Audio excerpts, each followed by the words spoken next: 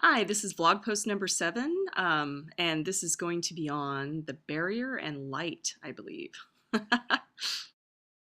So this is vlog post number 7 by JC Andrijeski, and this is part of the Shield, Allie's War Book 2 book tour, which is being hosted by Bewitching Book Tours, and it's very early in the morning here, so we'll see if I can actually be coherent at this time of day. Um, I'm still working on my first cup of coffee. That's never a good sign. So the barrier and light, basically the way that I set up the barrier, gosh, I don't even know where the initial impetus for that came from. I was probably three-fourths of the way through my first attempt at book one. There were several attempts at book one. Um, Quite a few attempts at book one, actually, especially sort of practice runs just to kind of build the world. As a part of that, I got stuck a couple times, and I had a really good friend who's also a writer who basically said, well, you could do research. And at the time, I was like, research what? I'm writing like made up stuff. And she pointed out that one, I live in San Francisco because at the time I did, and therefore I should realize that there are many, many books out there about lots of all kinds of crazy stuff, including a lot on people who had claimed to have psychic abilities and had psychic events of various kinds. And two, that yeah, I lived in San Francisco. What was my problem? Yeah, so I did. I started reading up about psychics and experiences that psychics had had. And at that point in my life, I hadn't done much meditation at all, very little, despite many friends kind of telling me that I should because I was kind of wound pretty tight back in those days. um, so, um, so yeah, so I started studying all this stuff, and slowly what started to form out of that was this idea of the barrier. It's kind of this place that it's sort of an in between our world and whatever else is out there. It sort of hangs around Earth. It's sort of like this almost second Earth, but it's a non-dimensional version of Earth, and it kind of connects Earth to like the other worlds, whatever those other worlds might be. Some of this I actually got from science as well. Michio Kaku talks quite a bit about different worlds and different dimensions. Obviously this stuff is all made up, but there is some inspiration in different elements of reality, both spiritual based and science based, in terms of how the barrier took its final form. One of the things that again, it's difficult because you're creating a whole culture, and so there's going to be sometimes a little too much. It's going to be too close to our culture compared to what it probably would be in reality. Like, I think if there really were seers, their language would be so different from ours because they do have this kind of split consciousness all the time. Part of that is they look at people very much through the lens of the barrier. So a lot of the things that, a human being would use to like judge a person instantly, like, their facial appearance, their, ethnicity, their clothing, their relative means based on that clothing and how they present themselves, aren't really the things that clue off a seer in terms of who they're dealing with. They tend to look at the person's light. So for them, what's important is sort of a different set of criteria, really. I mean, it's very different, actually. So when they look at a person, they see this sort of they see the barrier person in a way. They see the person that's non-dimensional as much as dimensional. I wanted to distinguish this concept very clearly from soul because in the Christian conception of, spirituality, there's this idea of soul and that everybody has a soul and that all souls are created equal. In one of the versions, I don't remember if it's Vash or someone else, is explaining to Allie that, seers and humans are equal in soul, but they have this really significant difference in terms of their aleimi, which is the living light that structures who they are. And a lot of that has to do with functionality, and that sort of is really ultimately what distinguishes humans from seers, is that from a seer's perspective, humans have very non-functional living light. Like their living light is actually pretty undeveloped in a lot of ways. When they go into these barrier states, it's really very passive. Whereas a seer, if a seer has a significant structure and know-how, they can do quite a bit in these spaces. Not just the psychic abilities, but they have the ability to kind of push people from these spaces. Because really, when seers are pushing human beings, they're not going into their brain and like pushing levers physically. What they're doing is going into the person's light and manipulating that.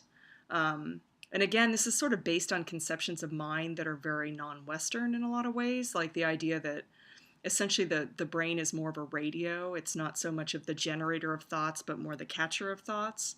And that would take a lot longer to explain, so I'm not going to go there. But basically, yeah, I'm kind of basing it on that theory that, that the living light is where most of the functionality and really most of the mind lives. So, so a lot of what seers are doing in the barrier is kind of manipulating light and using it in different ways. And so, yeah, when they look at a human being or they look at another seer, they really, what they're looking at is sort of these different things that are related to the person's light. They would look at a human being or a person and go, okay, well, what are they connected to? What kind of functionality do they have in their light? How structured are they? And so they have this whole system of ranking based on that, where they kind of rank other seers, and they have 2 ranks, actually. One of those ranks is the potential, which is sort of what they're born with, what they came in with in terms of structure, ability, like where they're likely to get in that lifetime. And then they have an actual. And their actual is what's actually functional right then and there. Like, for example, when Revik finds Allie, her potential is very high. From their point of view, she's extremely structured. She has a lot of functionality in the barrier, but she hasn't actually used any of it yet. So, and nor does she know how to use it or how to access it. So they would give her a very low actual score, but her potential would be like pretty much off the charts. So you would combine kind of the biological with their views on, past lives and things that people bring with them from life to life is kind of part of how they see that, which is, again, kind of similar to the way a lot of Eastern religions view, reincarnation and people coming in with different abilities and that kind of thing. So the other thing that comes up with the light all the time is sort of how seers use it in the day-to-day with one another. And it's a whole part of how they interact together. And this is just one of those things that, again, just sort of developed as the story developed. Like, a seer that's upset might get sort of like these blasts of warm light from the seers around them. They use it to kind of, get each other's attention. So you might smack someone's light to get them to look at you, if you need their attention in a hurry. In sex, obviously, that's a huge thing in the books, is sort of how the light interacts in sex, because most of what seers are kind of after in the sexual experience has a lot more to do with light than it does with physicality. Their whole sense of attraction has a lot more to do with their attraction to that person's light, which is, again, everything from the structures to the connections. I mean, it's really who they see their partner as being, is sort of this being of light more than a physical body. So as a result, most seers aren't super, heterosexual or super homosexual. They're kind of fluid in all of that, because really what they're attracted to has less grounding in the physical than perhaps a human being. This is one of those big kind of cultural disconnects between Allie and Revik in the beginning, is that she doesn't really totally get what he's attracted to in her. Not because she's down on herself. They see these things very differently. So like, so when he talks to her about what a seer relationship is like and what seer monogamy is about, she doesn't fully get it at first. And some of this has to do with the way seers are very much kind of focused on light interactions and things like that. And again, it's also part of the way they're kind of hardwired to be a bit more possessive, especially in the beginning, and some of that has to do with the way their light interacts as well. So yeah, that stuff, again, it's sort of evolved over time as I've been writing the books. This is where, world building, again, it gets kind of mysterious. Like, you start with a few concepts and then you sort of give it to the characters to play with, and then over time certain things just kind of make sense. Like, well, if this was true, then that would probably be true, and then, but you're not really thinking about it logically while you're writing it. It just sort of unfolds. And separation pain, the idea is basically almost like, yeah, you have this need to be connected. And that can be a connection with any seer. Like, you see seers that haven't had any intimate relationships for too long of a time get severe separation pain just from loneliness. But that loneliness can also be tied to a very specific person. So in Allie and Revik's case, they start experiencing separation pain around one another that's very specific to one another. And that obviously only gets worse once they're married, and they're married and not actually having sex. which is one of the main ways that seers kind of light bond with one another. Like to them, again, like sex is less about the physical; it's more about those connections, and they often crave sex as a means of connecting more deeply with the person's light. Whereby sex is more of a vehicle for that. So again, this is just one of those things that kind of evolved. I don't think I started off planning. I know I didn't start off planning this stuff, certainly not in this level of detail.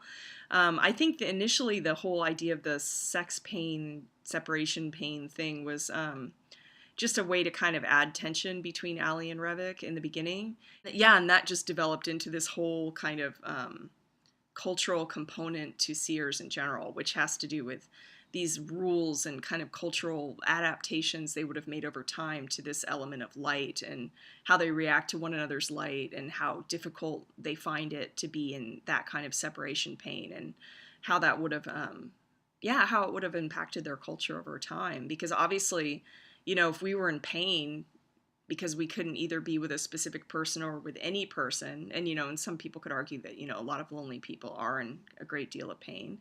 And I'm definitely not minimizing that. But if it was tied to a very specific physiological need in us, I think our culture would be significantly different in some ways. And I don't know if it'd be more or less compassionate on that front, but I think that we would probably take our connection to other human beings much more seriously. At least in terms of seeing it as something that's not just a bonus. It's something that, we really need. Like, we really need that connection. And it's not enough for it to be a superficial, purely physical one. In most cases, So again, it's very early in the morning here. For me anyway. It's like, well, actually it's less early now. It's like 6:30, which isn't so crazy. But yeah, my sleep schedule has a way of creeping where I stay up too late and then I get up later and later. One of the dangers of full-time writing, I guess, but I did want to kind of roll it back because I think I do better writing work when I get up early in the morning. So yeah, that little bit of trivia probably just fascinated you. Again, it's early for me. So yeah, so that's the barrier and light. I hope that was sort of interesting. I, again, could probably say a lot more about this stuff. I don't want to get too heavily into it because I think it would get really boring. So I'm not going to do that to people. But I've actually considered doing more of these kind of posts in the future on my blog just to kind of unfold some aspects of the world that I get interesting questions on and that kind of thing. And I thought it would be maybe more fun to do it in this format than just writing about it all the time. So this concludes vlog number 7 and also the Bewitching Book Tours tour that I'm on for Shield Allie's War Book 2. It's been a lot of fun. I think that there's still a little more time on the prizes. So if you want to enter for the gift packs, there's a couple kind of cool things that I'm going to be giving away, including hard copy books, ebooks, and mugs, t-shirts, that kind of thing. So yeah, sign up for it. I think you have a little more time to sign up and win some goodies. And I hope you enjoyed the tour. It's been a lot of fun for me. It's been a little hectic because I just moved here, and so like kind of doing a tour while moving and kind of settling in and doing all that has been a little crazy. But it's been a lot of fun. So I hope you enjoyed it too. And yeah, good luck on winning prizes. And yeah. I can't think of anything else. Oh, there's going to be monkeys. Yeah, I will have a last little hurrah with monkeys on the roof in my old place in India. So enjoy.